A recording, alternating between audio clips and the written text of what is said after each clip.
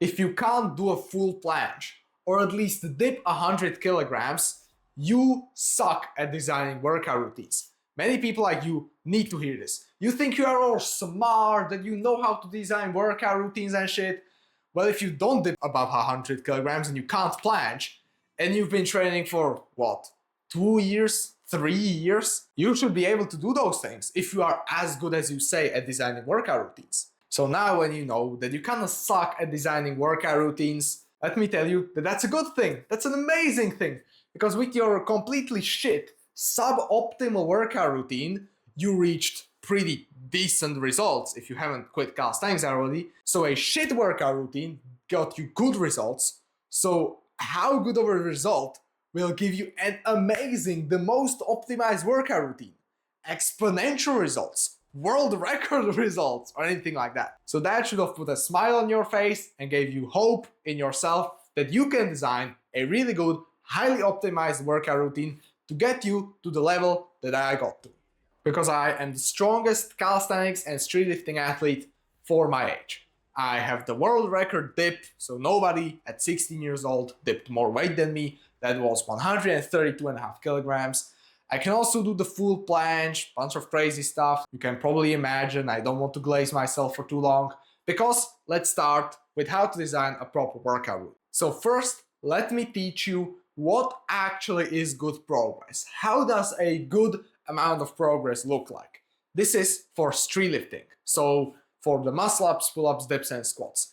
A good progress looks like, if you are an intermediate, I would say. If you are a beginner, the progress should be faster. If you are a way more advanced athlete, the progress can be lower. So a good amount of progress for the muscle up is around 1 to 1.5 kilograms per month of consistent progress.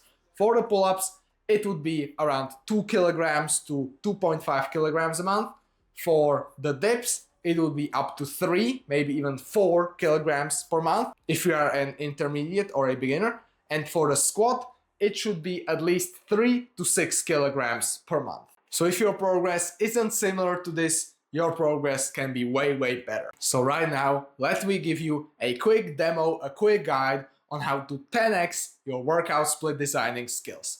And all of this information, by the way, is sourced from the entire workout split design course in my own educational workout program called Calisthenics School. So the first lesson is that you need to have a priority. Priorities isn't a word, one priority. And your workout routine should 100% represent that. So you need to pick a goal. One goal for now. It is get better at dips. Okay, your workout routine should have as much dips. And then you have the secondary goals. Then you have all of the other things. So dips, let's say dips is your main goal. Then you have pull-ups, then you have muscle-ups, and then you have squats, let's say. Now, when you know what your primary goal is, let's talk about secondary and tertiary goals. So let's say your main focus is the dips, like dips is the main fucking goal. A secondary goal, I highly suggest doing like 2 secondary goals, can be like the primary is the main focus, the secondary is like kind of focus, tertiary is like you train it like on maintenance. So primary, most progress, secondary, those are usually 2, decent progress, and tertiary, maintenance. That can be, let's say, I would say dips, pull-ups, muscle-ups, and front lever, for example. Or it can be like planche, dips, muscle-ups, and pull-ups on maintenance, for example. But a rule of thumb, don't pick more than 4 things to focus on. If you're like, oh, I want to focus on muscle-ups, pull-ups, dips, and squats, bench press, front levers, planches, deadlifts also, like, what the fuck? And I also want to get better at arm wrestling. Shut the fuck up. Do 4 things. There is no value in focusing on more things. You will get completely mediocre results in the rest of them. And a rule of thumb that I recommend, I literally invented this, was it 2 days ago on a live call from Calisthenics School. One guy was focusing on like, I don't know, whatever amount of goals. And I told him this rule of thumb. The amount of days a week that you train, so I train 6 days a week, so I could go ahead with training 6 different things. That's like a rule of thumb. Your workout program isn't going to be like those things in those days. No, in the order. it's going to be, let's say you train 4 days per week, you can only focus on max 4 things. Max, nothing more. Okay, it can be less things, but it can't be more. So this is what I just said. The one lift is primary, 2 of them are secondary, 1 is like maintenance. This is more of a beginner strategy. If you're already an advanced lifter, you can do this. Like if you are a beginner, you probably don't even have like many things to maintain. So it's like tertiary. You know what I mean, like less focus. Now, if you are more of a advanced athlete, you can go away with focusing on, let's say, 2 things are like main movements. So if you focus on 6 things at once, for me, what is right now main? For me is right now dips and bench press is now like primary focus.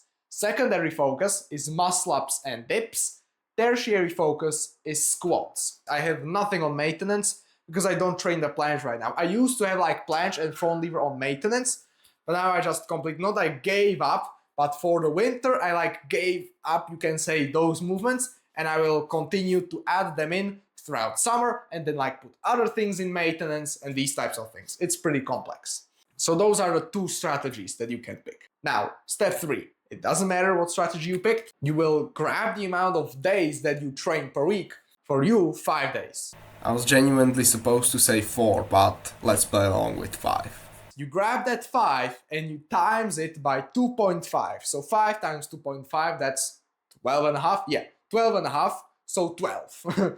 You have 12 slots, you can call it, like slots, imagine. So why do you have like 12 slots, but you train 5 days a week?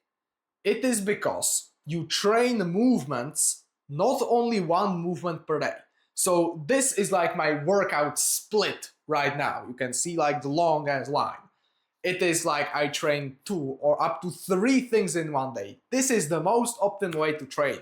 A push-pull leg split is the least optimal split. It's the simplest, it's the best for beginners, because for beginners you don't want to make them overcomplicate shit, but you are probably not a complete beginner because you are looking into like how to design a workout split. So your IQ is already, I would say, above average if you are looking into these things. So there are going to be days where you train 2 things in a day. There are going to be days where you train 3 things in a day. Now at this point of watching the video, you should probably grab a piece of paper, because I was used to designing workout routines on a piece of paper.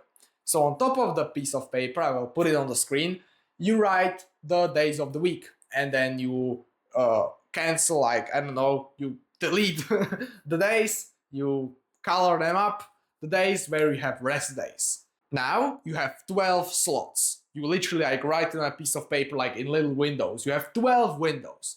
In those windows, we are going to put the main movements. So for those, I don't know, 2 or maybe even 3 primary movements that you have, let's say 2 primary movements, you want to train the primary movements. If it's not a skill, calisthenics skills are trained differently than from calisthenics exercises like muscle ups, pull-ups, dips, and squats. If it's a calisthenics exercise, you want to train them 2 or up to 3 days per week. The exercise. I train dips 3 times a week. I train bench 3 times a week.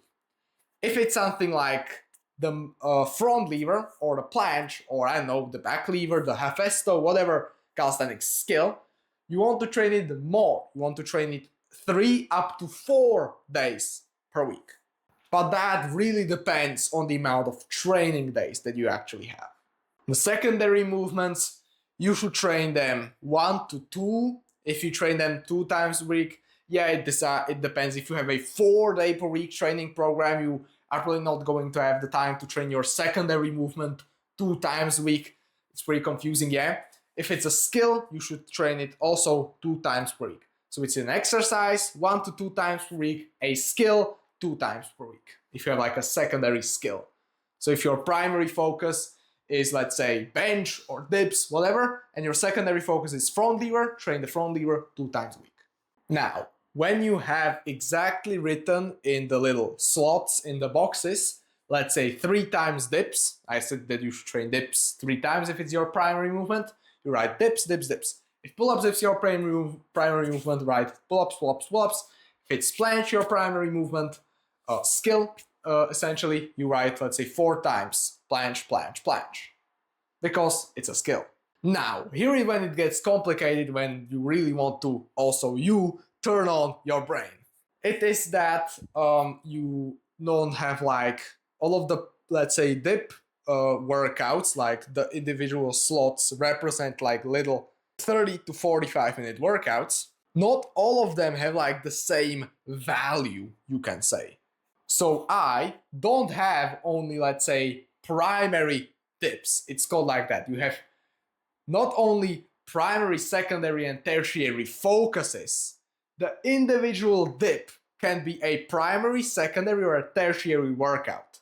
And how are these things determined? It's that the primary workout is done first. So let's say on a day where I have primary dips, secondary bench press, or tertiary bench press, whatever, that's what I have.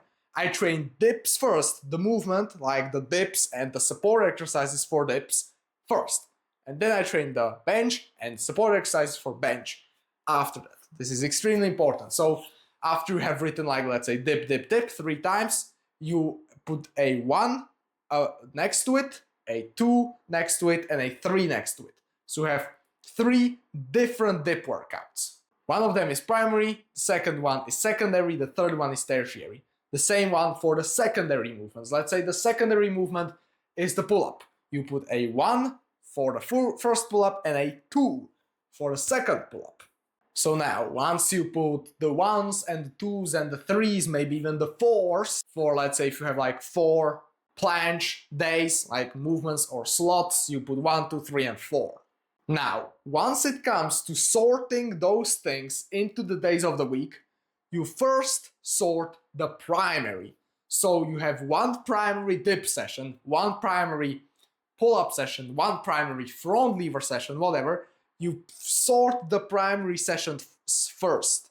So it should be around 1 primary session per day. That should be. So on one day you have a primary dip session, on the second day you have a primary pull-up session, something like that. There should never be 2 primary sessions in one day.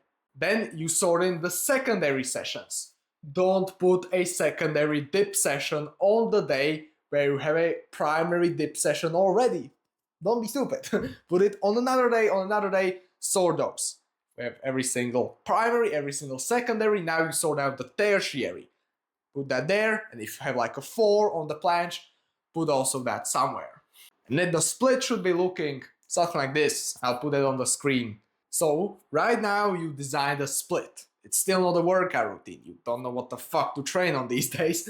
You just know, and you have it smartly, or I hope so, positioned that you don't have 2 dip days in a row, 2 whatever in a row. So you have enough recovery in between those 2 days. So now you've designed a workout split. But to turn that workout split to a workout routine, you need to design exactly and specifically what do you do on that very day. So let's say one of the days says primary dips, secondary pull-ups. Yeah, you know that you train dips and pull-ups and you train the dips before the pull-ups and you focus on the dips more. What do you actually put in there? In order to say that, this video would need to be over an hour and a half long. Easily, even longer than that. So if you want to learn exactly how to design a workout split, make sure to check out Calisthenics School. It's the first link in the description. It is my own educational workout platform where you get the workout split design course, as well as all of the courses that I put together personally over the last year. And when you design a workout split, you also get it reviewed by me, so I can tell you exactly what to change and what to keep. But if you still want to watch some more free stuff, this video, or is it this video, should help you design what exactly to put on those days. So if you want personal help from me setting up a workout program, check out Calisthenics School, link in the description. Bye, take care bro, you got this.